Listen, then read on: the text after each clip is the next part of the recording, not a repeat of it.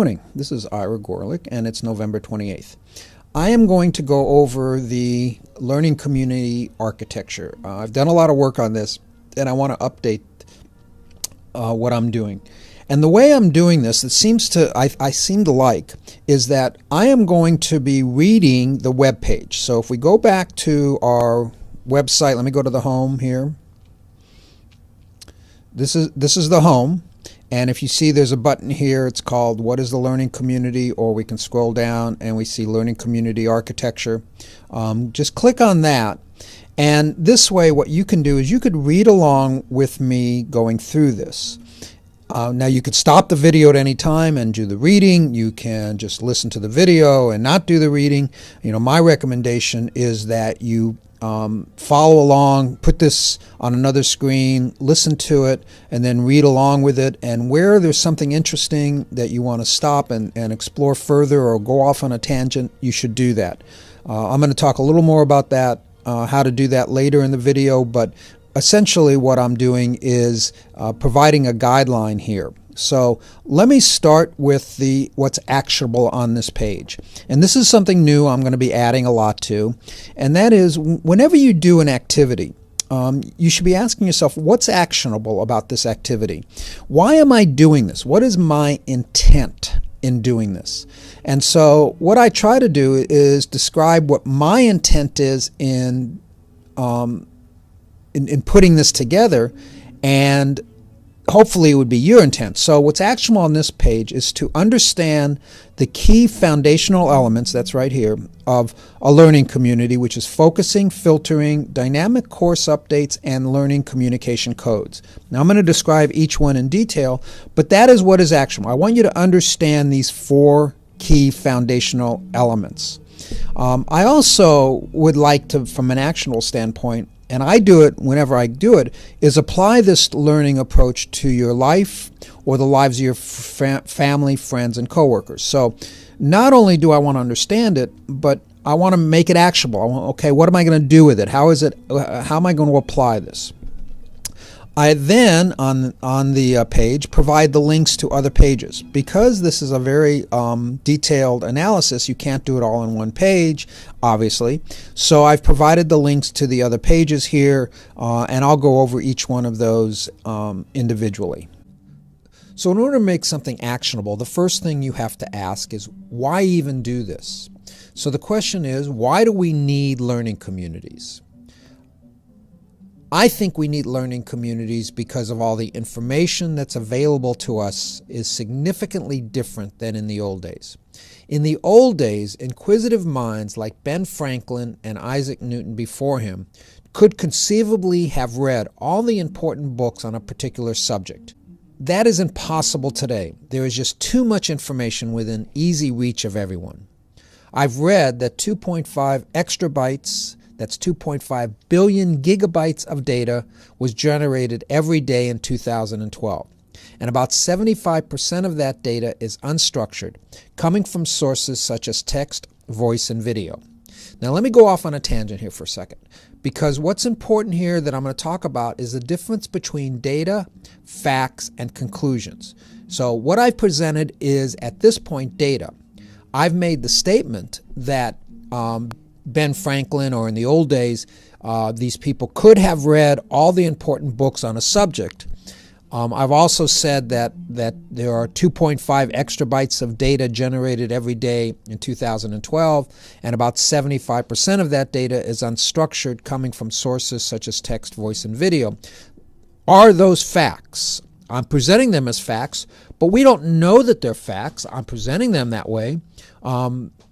And that's the critical piece. We need to understand, how do we divide, or how do we separate bits of data from facts? And I'm going to go over in detail how we do that. Also, we need to look at conclusions. So we have the bits of data, what I've presented. We have the facts that I believe are facts. They could be not facts, and we need to talk about that, but I believe are facts, that there's all this, that there's this much data. And I draw the conclusion, I draw conclusions from that. So we have data, facts, and conclusions. I'm going to talk a little bit about that later. So let's go back to the story. So we have all this. In the old days, it was possible to have read everything. Now, because of all the data, it's impossible to know everything. Now, let me go to a classic story that we've all seen. And by the way, I have a link here that goes to Wikipedia that'll give you more information on this, which is another reason why the internet is great, because you can have these links to other places. And this is the classic story of the blind man and the elephant. Depending on where you are, this blind man is holding the trunk, and he thinks the elephant looks like a big snake. This one's holding the leg and thinks it's like a tree trunk. This one's holding the ear, thinks it's like a sleeve of leather. And this one's holding the tail and thinks it looks like a little furry mouse. This parable suggests that while all the individual researchers' perspectives could be correct, their reality is inherently bounded by the physical limitations of human perception.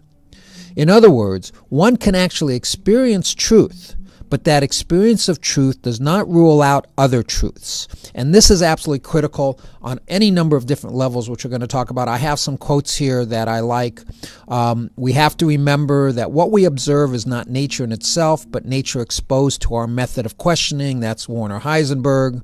Will Rogers. It isn't what we don't know that gets us into trouble. It's what we know that ain't so. Going back to the elephants, if this guy, even though he's blind, believes that he knows an elephant because of what he sees, he'd be wrong. And then finally, Stephen Hawking. And by the way, this quote is a little bit, I've seen some other attributions to this quote, but it's fine. The greatest enemy of knowledge is not ignorance, it is the illusion of knowledge. So what the learning community is trying to do is go above the illusion of knowledge. The challenges of really knowing stuff is greatly exacerbated today because there is so much more stuff to know. That's the key to where I think why we need a learning community. But despite the hurdles, it is possible to overcome some of our perceptual limitations. By using the same tools that are created for all this information, we can take practical steps to manage all this information. The first step is to recognize that we are all limited in our capabilities and that we need help to better understand the individual information available to us. The second step is to ask for help from others and have them also collect information. The third and final step is to create a methodology to share all the information from others so the net result is a greater and more accurate perception of reality. In summary then, there is more information than any one person can optimally process. So we need a learning community to help us optimally manage all this information. A learning community is identified by two things: a small group of individuals that connect with other small groups of individuals, and how small depends on the context of the learning desired, and an agreed upon communication process that is intended to facilitate the optimal movement of information between people. Combining these two things into a learning structure allows any larger community to maximize its ability to grow and succeed. The process is pretty straightforward. The community captures as much raw data as they can. Individual members of the community study the raw data for facts. The facts are accumulated, and based on those facts, conclusions are drawn with the intent of action. So here I've drawn up a little chart here where we start off with the raw data. The raw data generates facts. From those facts we get conclusions, and that then recommends action. And it's important to note this isn't really a funnel. You could have a few bits of raw data generate a lot of facts, which makes one conclusion but makes many actions, or a lot of data gets one fact, many conclusions, and many actions. So this is not a funnel, it's just a process. And by the way, there'll be feedback because once you take action, you'll generate more data, which generates more facts. Now, this is clearly, everything I've talked about so far is clearly a very high-level explanation. I'm going to go into all the detail back. If you go back up here, you see this is where we'll go into all the detail. But But there are a few modifiers I want to go over. First of all, if no intent to action exists, then the effort should not be made. If you know you're not going to change the way you drive to work, there's no reason to research different ways to drive to work. Another modifier is, or clarifier, there will always be more data than you can optimally store and process. So accept that you will not get it all.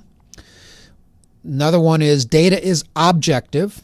Data can be stored as ones and zeros in a computer, and multiple copies can help determine its objectivity. And again, I'm going to go into a lot of detail on all these things. This is just a high level. Facts are somewhat subjective, so there must be a method in place to remove all or at least some of the subjectivity. Conclusions are totally subjective. They should be taken as such and not try to make them objective. Actions test the process. If the actions yield the desired result, then the conclusions can be considered valid. Now I want to give you two examples of learning communities in physical systems, the telescope and the cellular networks. Fortunately, there are two excellent physical models that describe the basic architecture of a learning community, the telescope and mobile networks. Both illustrate how we can improve information gathering and processing by linking smaller groups together. In both cases, we found that one large lens or mirror in the telescope or one large radio transmitter in mobile networks, while effective at first, was not optimal for maximum information processing. In both cases, we found that by breaking the process down to small cells and then linking the cells together, we could improve the information processing of the telescope and mobile networks by many orders of magnitude. So let me give you the examples here. So here's the telescope. The telescope went through three distinct designs. The first design was we called the lens, and here's a model of the lens where the light goes through a lens and then hits our eyes. It's called a refracting telescope, and that's what Galileo used, and this is a picture of Galileo's first telescope. The problem was that the lens could only get so big, and so what they did, they invented the reflecting telescope. See, refracting means that this light is refracting. It's changing in order to get to the eye. And by the way, my glasses, work like that, as a refracting telescope. So we invented the reflecting telescope. The reflecting telescope uses a large mirror to get more light, and here's the way that works. So the light goes, hits this large mirror, the mirror then focuses, the mirror's concave, focuses on this mirror, it then hits the eye, it's reflecting the light is bouncing off this, it's reflecting. It's called a reflecting telescope. And here's a model of the 200-inch telescope at Mount Palomar in California, Southern California, outside of Los Angeles.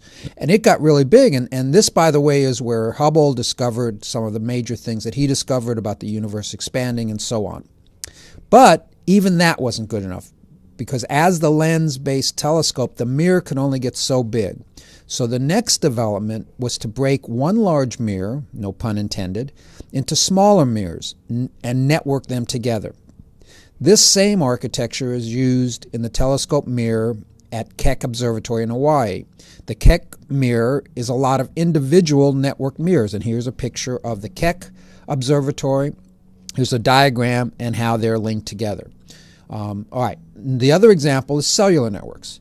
Before there was what we know as the cell phone, there was the car phone. They both worked using radio waves, but the first car phones had only one large cell that covered a large area. The problem was that, like the telescope, the architecture could only handle a small amount of traffic. This traffic could also be called bits of information. One could say that early telescopes and the first car phone systems could only handle a small amount of bits of information. The problem of limited traffic was solved the same way we solved the telescope problem, by using a lot of small cells and networking together, and that's what this is. Let's apply this to learning. At one time, a classroom with some books and a teacher was sufficient for any community. One teacher could teach all the necessary stuff a teacher would need, and here's a picture of a one-room schoolhouse where the teacher is teaching reading, math, science, the Bible, everything that those students might need. But as the quantity of information and the ability to access information exploded, having one large classroom was no longer optimal. The evolution from single room schools to learning communities follows the same evolutionary path as telescopes and cellular networks. Rather than having one large learning institution, we need to break learning into a lot of small communities. Each one can then focus on much more narrow interests. Of course, the trick is linking all these communities together. Again, this is where the telescope and the cellular networks are informative. The way both of these technologies accomplish this linkage is through a communication standard. Once that standard is defined, the number of cells or learning communities that can be linked together became quite large. It may even be infinite. And by the way, for cellular networks, the standard was the IS-41. And now I think it's called ANSI 41. So, just as the telescope and mobile networks found that breaking down the information processing to small cells and linking the cells together, so too can learning be improved by breaking the learning down into small communities of interest and then linking those communities together. To me, this is the key to what I'm saying. And it's where I get my ideas, because I am a traffic engineer and worked in the telecommunications industry. So I know about how cellular networks work and how they evolved. And I just am applying that to learning. So the learning community architecture is made up of three fundamental activities: filtering and focusing, which is concentrating on the important stuff and blocking out the noise; dynamic course updates, which is improving the course continually; and define learning communication codes, which is standardizing the way people share information.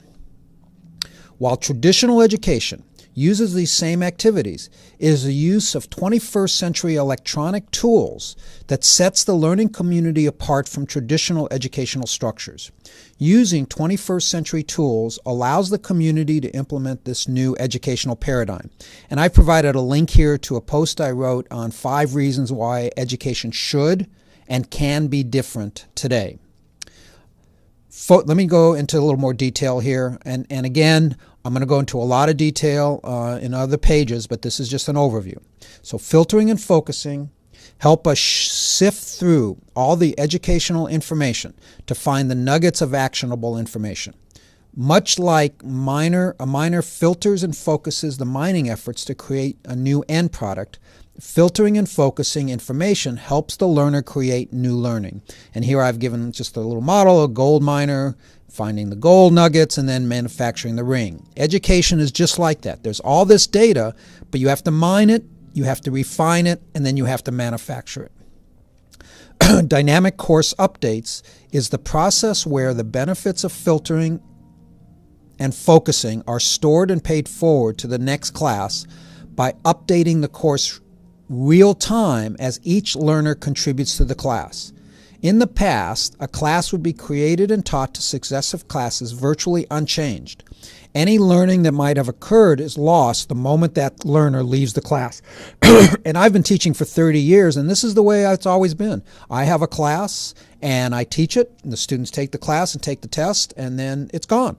And, I might make a little tweaks to the class, but once the class is done, I pretty much teach the same class over and over again, and very little learning is carried forward to the next class. And that doesn't necessarily need to be that. That's wasted energy. You have all these students learning stuff, and it's wasted. Rather than seeing individual learning as an end product to the class, a learning community sees the learner as a participant in the entire educational process, both student and teacher simultaneously. The goal of the learner is not only to learn for themselves, but also to contribute to the learning of all other community members that come after them. Do you see, to me, that's just so fundamentally important that right now there are 2 roles in a school. There's a teacher and a student. And those roles are pretty much solid. You cannot violate those rules. But I see that rule needs to be broken down, that a learner is a learner and a teacher at the same time, and a teacher is a teacher and a learner at the same time, and that having a more equal footing to all the participants in the learning process can create tremendous amount of value. Plus, look at the motivation for the learner. The learner isn't just learning for themselves, but they're learning for their children and for their children's children and their great-grandchildren. They're learning for posterity and providing that information. It seems to me that it makes perfect sense. The third and final activity I want to talk about is define learning communication codes, which are the specific meta-communication codes used by the learning community to move bits of information between learners. And again, there's going to be a lot more detail about what meta-communication is. Essentially, meta-communication is communication, I think I say it here, about communication. In order for optimal learning to occur, the members of the learning community are better served if they use an agreed-upon method of communication, which includes syntactic, semantic, and cultural codes. This is exactly why scientists use the scientific method. So in summary, and I know this video is getting long, so I want to end this right now, the learning community is set up to seek out new knowledge and add that knowledge to the total accumulated knowledge of the community. Every learner is encouraged to not only find new information that helps them personally, but new learning that helps the entire community. In that way, classes are dynamic in the extreme. Every new learner taking a class should be able to add value to the next learner taking the class. The idea that learning exists only in a classroom and disappears as soon as the class ends is an anathema to the learning community. So finally, putting it all together, the key is that the learning communication that flows between the various Atlantis learning communities be as transparent as possible so that each learning community can value that information optimally for them. And here's a picture of the way I see this, is that you have a bunch of learning communities feeding into a common cloud using internet, standard internet, TCP/IP cloud technology, and then that is the way education should go on. So thank you for listening, and hopefully you'll check out the other pages for more detail and help contribute to the learning community.